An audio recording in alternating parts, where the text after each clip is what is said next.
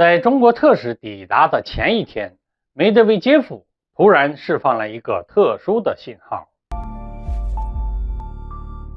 各位网友，大家好，欢迎关注忠诚 Talk， 我是卢忠诚。最近的半个多月来我国政府欧亚事务特别代表李辉接连访问了欧洲多国，就俄乌问题进行讨论。日前呢，李辉顺利抵达莫斯科，并与俄罗斯外长、副外长展开讨论，寻求俄乌冲突的解决方案。然而就在抵达的前夕俄罗斯内部却出现了一些十分微妙的信号。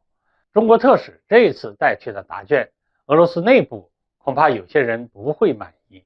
据外媒爆料在中国特使抵达莫斯科之前的一天，俄罗斯激进派代表人物前总统梅德韦杰夫对外公开宣称，他最希望看到的俄乌冲突结局是乌克兰西部地区被欧盟瓜分，而东部地区全部归属俄罗斯。至于乌克兰中部地区，也就是基辅一带，则要由当地居民进行投票，选择是否加入俄罗斯。说直白一点梅德韦杰夫的这个意思就是乌克兰直接被一战灭国，以后乌克兰就不存在了，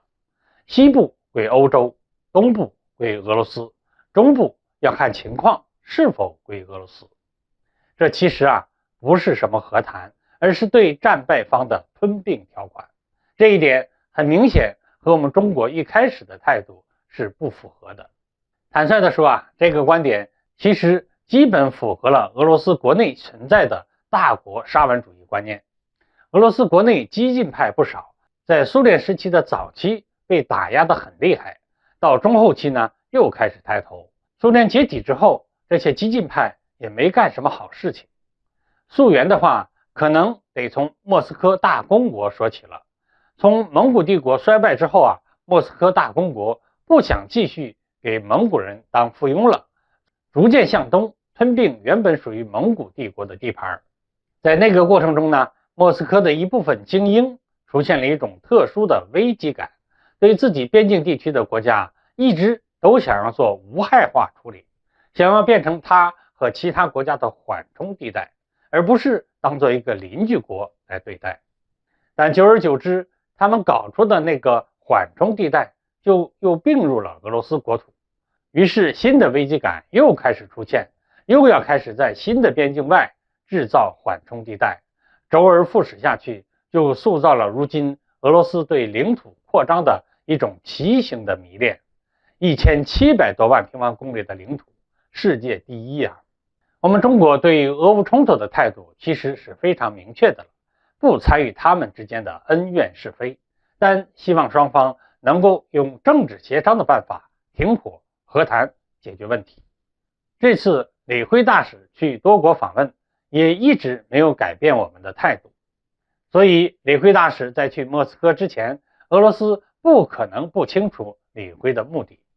结果在抵达前夕，梅德韦杰夫的一番讲话透露出了一个非常微妙的信号。俄罗斯内部一些人并不满意我们中国的方案，不论是觉得他们自己还能用战争拿下更多的领土，还是故意要在和谈前要更多的利益。总之，中国想要立即在俄乌冲突上实现外交突破，恐怕都非常困难。就我个人看到的情况，从5月中旬我国特别代表开始访问欧洲，到现在去了莫斯科，从头到尾中国都没有对外公布任何取得的成果，或者见面讨论的结果。